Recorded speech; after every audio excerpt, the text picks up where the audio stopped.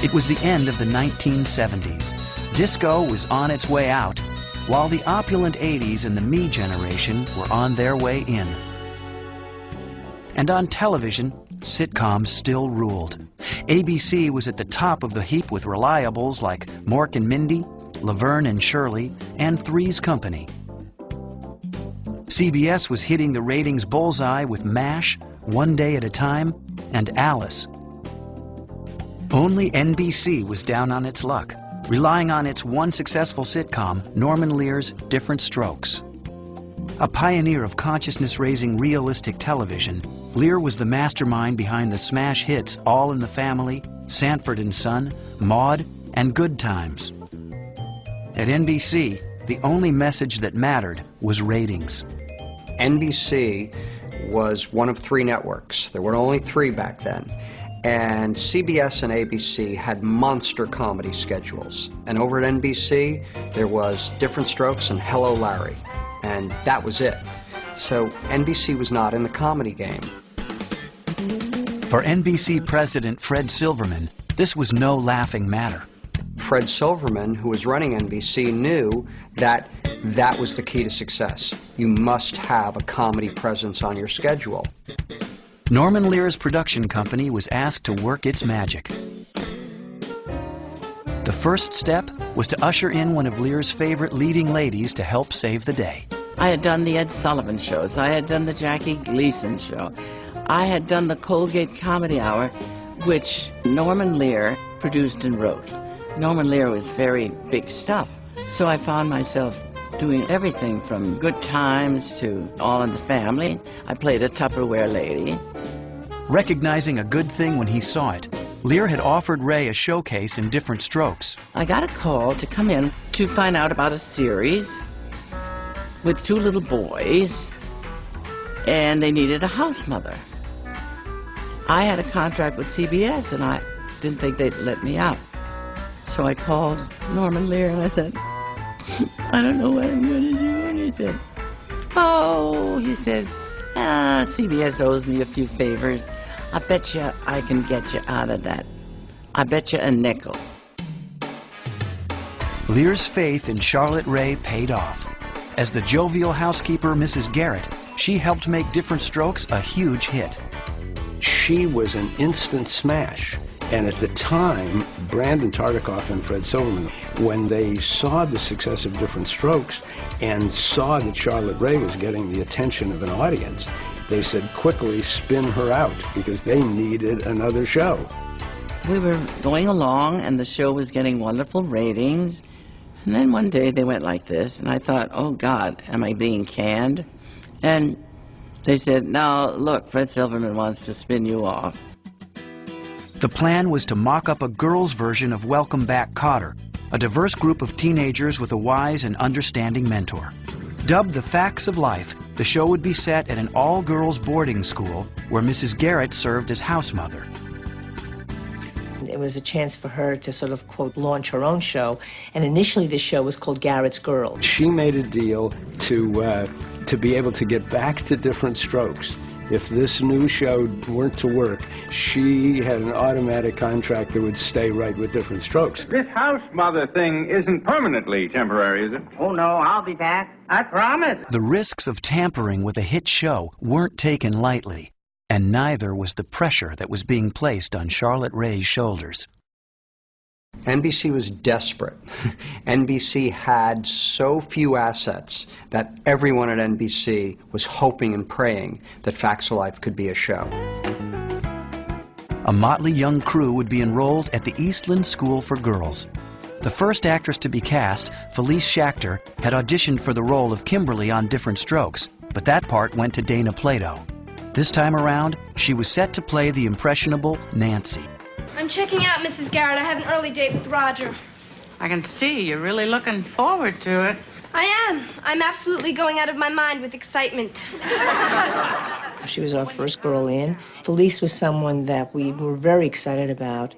I had a lot of input into creating the character of Nancy. At that time in my life, I was very boy crazy. You know, if you like actually saw the schoolroom, I had like the Teen Beat and you know, Super Teen, whatever those magazines were, had the pictures of like Peter Barton, Mikhail Baryshnikov, like whoever was hot then, you know, I had them pictures up and I always was talking about, I had a crush on this one, or I was crazy about that one. And so I think they saw that like little boy craziness in me and then developed this little part of my character where I'm on the phone with my boyfriend, Roger. Felice Schachter is my soul sister. Felice and I became incredibly close very quickly. Very same sensibility. She just felt like family. I think Felice got a bum deal. When I did the initial pilot spin-off, my character was a main character in the show, and then when I came back to do the series, it had been severely diminished, and I was very disappointed. And I went to Al Burton's office and said, what happened? Where's my part? Where's my character? I thought, you know, that I was a big part of the show. Well, you know, we're working on it, and the writers need to develop a character, and there really wasn't much to my character other than being a sweet girl who was the star of the school play. The script had not yet quite been written fully. It was just conceived. And so we were just filling it in. And so the girls actually, as we brought them in, began to develop their relationship to the script after the fact sometimes. We did have some material. We had scenes written, but they weren't specifically about anybody yet. We started with Felice, then we were looking for different kinds of gals. 16-year-old Texas native Lisa Whelchel auditioned for the role of the affluent Blair Warner and landed the part. The former Mouseketeer couldn't believe her luck. Well, you don't see me getting all upset when people tell me how gorgeous I am. Lisa came up with her character. Nobody really sort of directed her to be that. It was on the page, too. She was playing a snobby girl. So her interpretation of it was how she was affected. I had been on enough auditions that they knew me, and so they were looking for a naive, fast-talking girl from Texas by the name of Blair Warner. And so they called me, and I came in to audition. But there was one word in the script, one line in the script, actually, that I read, and Julie Piekarski, who was also auditioning, was standing beside me, and I read it kind of condescendingly while looking at her posterior, and that changed the whole character. They loved that reading and that attitude so much that when I got the part and I showed up for the actual table reading, I had the part of Blair Warner, but she was no longer a naive, fast-talking girl from Texas. She was a very snobby, rich girl from New York. I think the reason that Lisa played Blair so well is that she was just so unlike that when she would see Blair, I mean, she just let it rip. It's so the antithesis of who Lisa was, is, ever will be. So beautiful on the outside and just such a spitfire on the inside. She is just one of the funniest people I've ever known in my life. She was not afraid of physical comedy, and she wasn't afraid of looking unattractive in the name of physical comedy, which to me makes you a brilliant comedic actor. Who is the smartest? Well, it couldn't be me. I've got too many other things going for me. You're right, Blair. It's not you either. Kim was very young. Kim was smaller. She wasn't really even quite a teenager yet. But I was so impressed with her comedy timing. You know, we needed not only just adorable, pretty, good actresses, we needed funny actresses. And by far, she was one of our great little comedians. Kim had more experience than any of the rest of us girls combined. I mean, she'd been working since she was a baby. And so you could tell she knew how to deliver a line, and she knew how to deliver it to get the biggest laugh. Can I help it if I'm years ahead of my time? They had me audition and come back, and they really liked what I did. But I was too small to play 12. And so the producer at the time, Al Burton, said, you know, we really want her, what can we do to make her taller? And they came up with the idea to put me on roller skates. And that is the story of why the first season I was on roller skates. You and me have the same IQ score. I knew we were soul sisters. Here were these two girls who grew up together, who had this insane friendship. No judgment about each other. A lot of love, a lot of respect. I mean, I really think it, at least for me, and I know from the fan letters that I got, it really taught girls how to be good girlfriends. Mindy Cohn obviously was not a professional child. That's what we called them, professional children. She was not a professional child. She was a student at a private school. The producers went to Westlake to help with the development and writing of the show. She caught Charlotte's eye.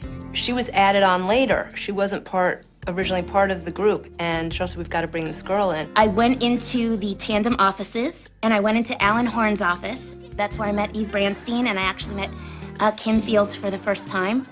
And Alan said, would you like to do this? My mom said it would be okay if I wanted to do it, and I thought, why not? What a cool experience. So I let Alan know that I had never acted before, literally. And Kim, at 10 years old, said, you know, I got your back, don't worry about it. I'll let you know what's up. And she literally took me under her wing and explained to me what upstage, downstage, stage left, stage right. I had no idea what this stuff was. Mindy was a riot to me. I mean, she was just so funny, just naturally. What was fun about Mindy, though, you'll notice in the first couple of seasons, is that she enjoyed the jokes so much that she would always say them and then have this little smile. You know, for years they would say, "Hun, you can't laugh at your own jokes." And that's another note that kept coming down from Norman, was that, look, we know that she has big cheeks, but it looks like she's cracking herself up. So even when I wasn't cracking myself up, I guess it just looked like that. So that kind of became one of her trademarks, that actually here was a character on television who didn't take herself so seriously. The rest of the company included newcomers Julianne Haddock, Julie Piekarski, and future Brat Pack star Molly Ringwald. Natalie, let's see if we can get through to Harvey, my dead hamster. Oh, Harvey, wherever you are in that big hamster cage in the sky, if you hear me, say something. Just give me a sign.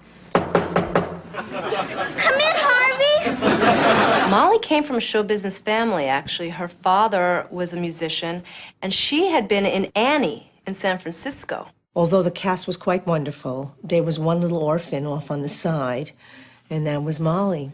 And she had a slight lisp, and it was really adorable, and she was just a good contrast. Again, physically, personality-wise, she was more of a character than, let's say, Felice or even Lisa at that point.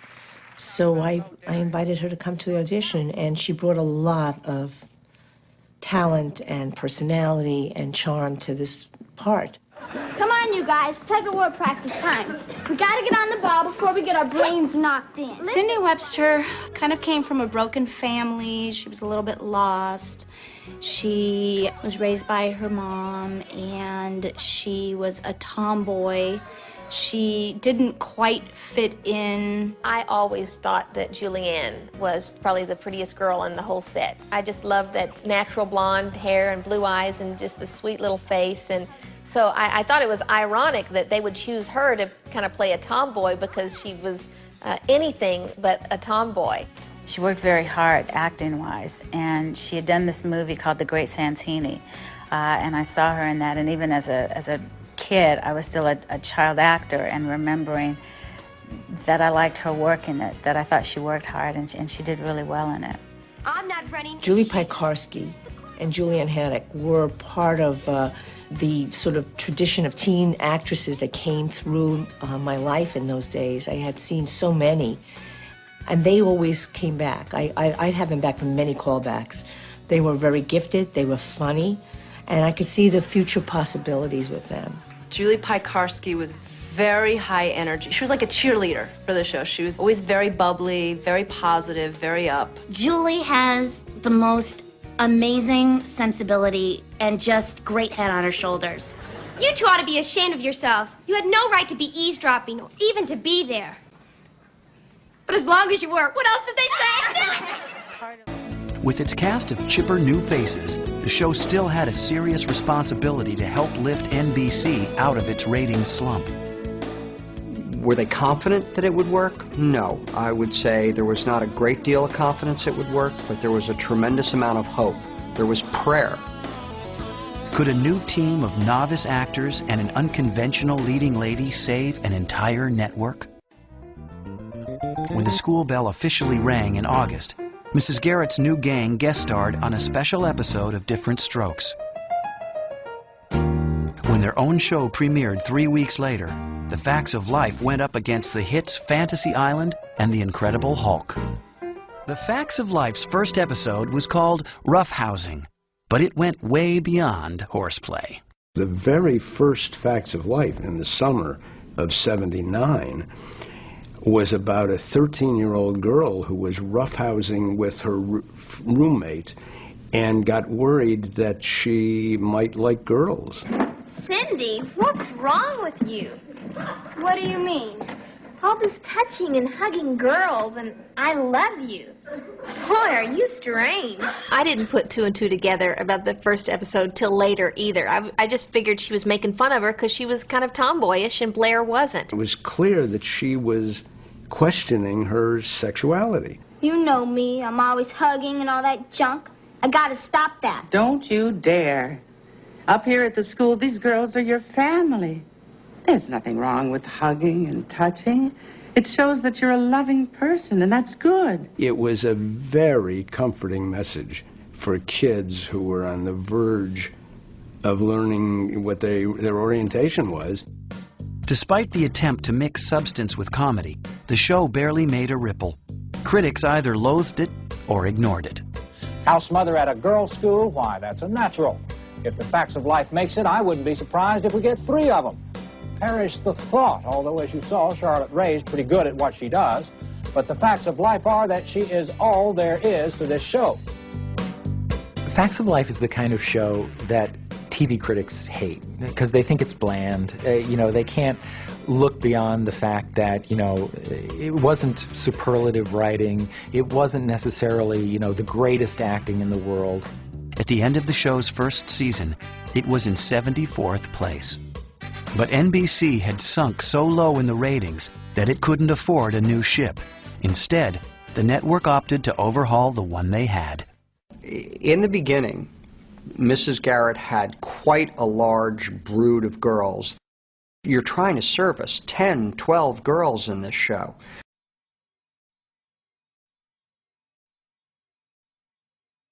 Pick 4. Forget everybody else. Get rid of them. Letting several of the young actresses go wasn't a decision that anyone was taking lightly.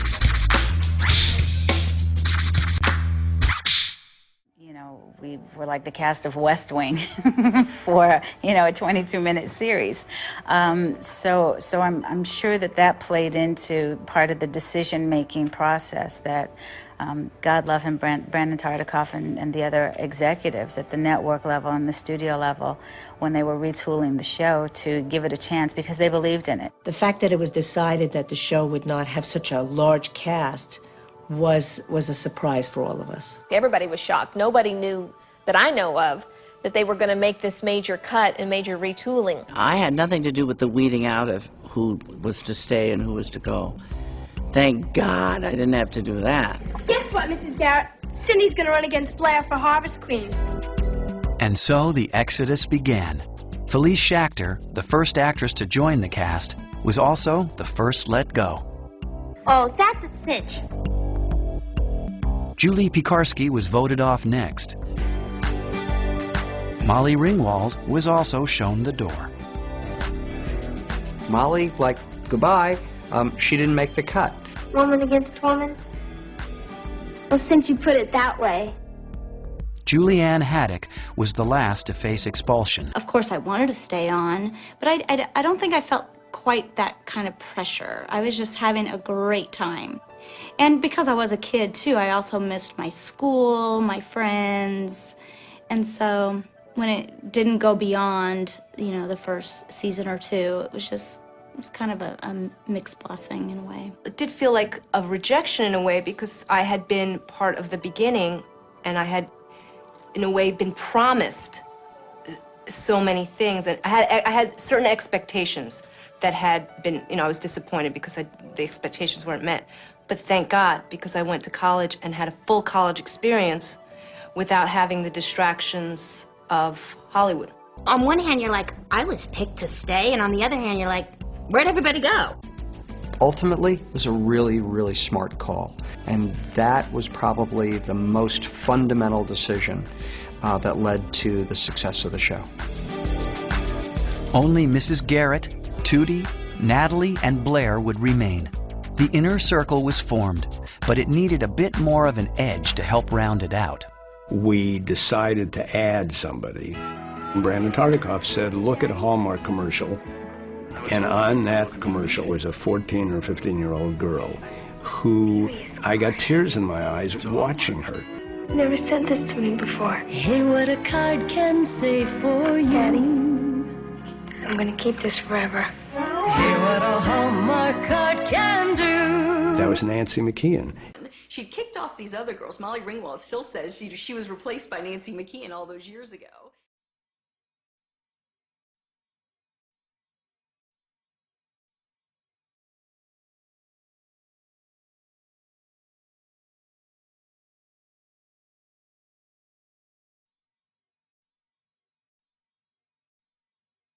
When America's looking for something exciting to eat, America heads for Taco Bell. All the things you love so much, live before your eyes with a Taco Bell touch.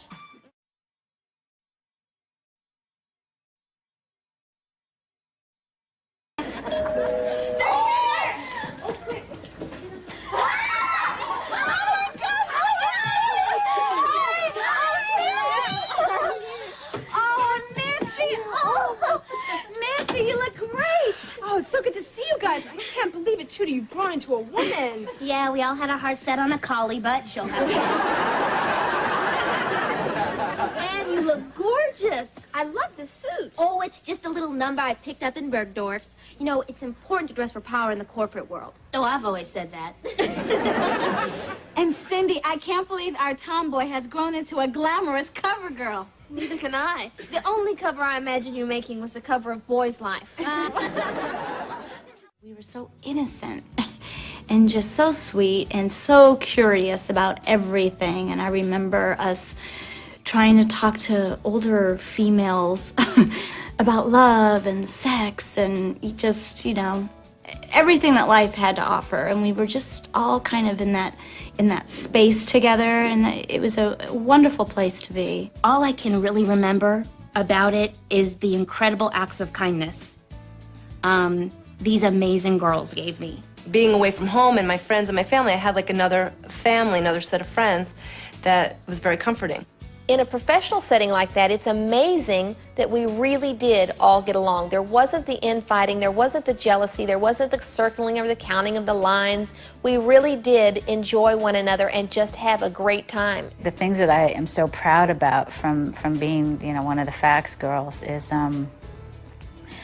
I went to a coffee house once and I saw this guy wearing one of those retro t-shirts and it had the logo from the show. And it just kind of made me flutter inside like I'm a part of that. Since the Facts of Life, I went to college. I graduated from Brown University and went back into acting a little bit, but really got into TV production. And for 20 years, I worked in TV production as a production coordinator and then production manager, sometimes producer. I've worked on all kinds of everything from commercials to, you know, I worked on Law & Order Special Victims Unit. I've done independent features. I've been really lucky with all, you know, the shows I've worked on, and I loved working in production for a long time. It was a lot of fun. And when I felt that I had kind of run my course with that, I went and got my master's in education, and I've been a teacher now for the past 2 years. And I work with children with special needs at a public school in the Bronx. And it's been extremely rewarding and fulfilling like nothing else. And my most recent production is I just had a baby boy who's just amazing, amazing. And so now I'm being a mommy, which is my favorite job ever. Well, after Facts of Life, I did continue working as an actress, and I did some shows and guest spots and another series after that. Sort of dropped out, went to college, have a degree in sociology. Of course, I don't use it, but And after college, just decided that maybe the entertainment industry wasn't for me anymore. It became kind of different than what I remember. And so I just went on. I went into the advertising world for a while, did some account executive work. I'm now in fundraising. I work for a direct marketing firm, and I strategize fundraising for nonprofits such as Greenpeace and National Trust for Historic Preservation and others. I'm still acting, do a lot of voiceover. I kind of continued my education. I've fundraised for people. I've had good friends. I mean, I think I've just lived a very normal life. I mean, I tend not to. There's nothing really too interesting to say, and I'm kind of thrilled about that. I'm really normal. I'm proud of the foundation, the personal foundation that Facts of Life gave me, but also the professional foundation to go on to be the actress that I've been blessed to become, the working actress that I still am, the director and producer that I've become, working on documentaries, theater productions. We filmed the last episode of The Facts of Life in March of 1988. I got married in July of '88. I got pregnant in '89 and then had a child in '90, '91, and '92. So obviously Mrs. Garrett taught me the facts of life well.